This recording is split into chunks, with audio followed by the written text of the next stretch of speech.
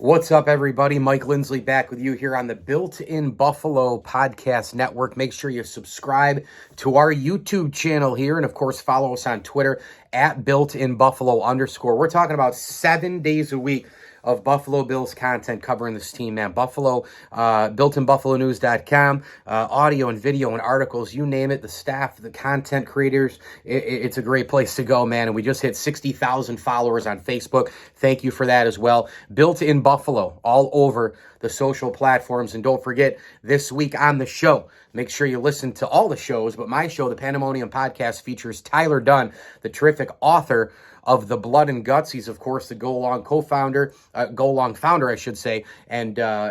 co-host of the podcast with Jim Monis. He's doing so many great things, man. Nobody covers the NFL like Tyler Dunn. The long-form writing, the book, he's got the happy hours. He has the Isaiah McKenzie show. It's unbelievable. Tyler Dunn this week on the Pandemonium Podcast and the Built-in Buffalo Podcast Network. I want to spend a couple of minutes on Devin Singletary. Very interesting development here with Singletary. I think he's gotten progressively better every single game. I think at the back end of last year, he started really running the football. If you remember, I thought Sean McDermott last year really tried to force the ground game down the throat of Brian Dable when they didn't have the offensive line, personnel and all that, and they didn't have Devin Singletary running the football that great at the time. I thought it was unnecessary. They should stay with the DNA, and then when they got some people, go ahead and run it. Look, do I think that you need to run the football at least a little bit in the NFL? Of course I do. You can't have Josh Allen running it 15 times a game, then ask him to throw it all the time and hurdle over people and all this other stuff. You got to be able to run it at some point just a little bit to keep the offense balanced, to give the quarterback a break, to extend the chains, to wear down the other team. I mean, there's a million reasons why you need to run the football. Now, Devin Singletary, now that he's kind of gotten better here as the games have gone on, back end of last year and the front end of this, you have a look at him here, he's going to be a free agent, right? So if he keeps performing this way, I don't see a scenario in which the Buffalo Bills will keep him. I think he'll price the Bills out, unless Brandon Beane can, hokey pokey, magic this, magic that, and, whirl his wand around and figure something else out. And I'm not going to put anything past the guy.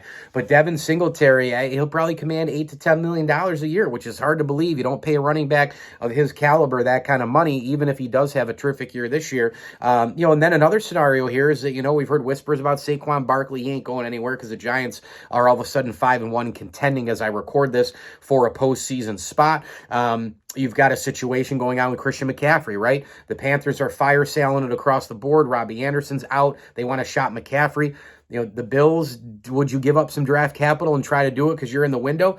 You know what? I personally wouldn't. I think Devin Singletary right now is running well enough for the Bills not to make the trade for Christian McCaffrey. And frankly, with the cap situation the way it is for the Buffalo Bills, they're going to need more draft capital as the years go by here under the Josh Allen contract, because they're going to need to fill holes, depth pieces and all that. We don't know if Jordan Poyer is going to be back.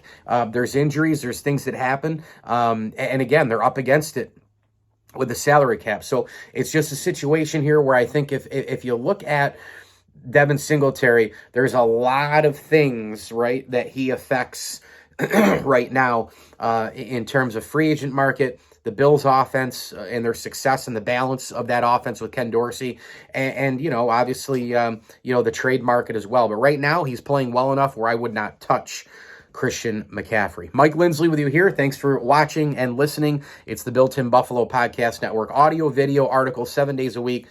Get us all over the social media platforms, including Facebook, TikTok, Instagram, and more. Built-in Buffalo, doing it right. And on Twitter at BuiltInBuffalo_ as well. Hey, as I always tell you, enjoy the games.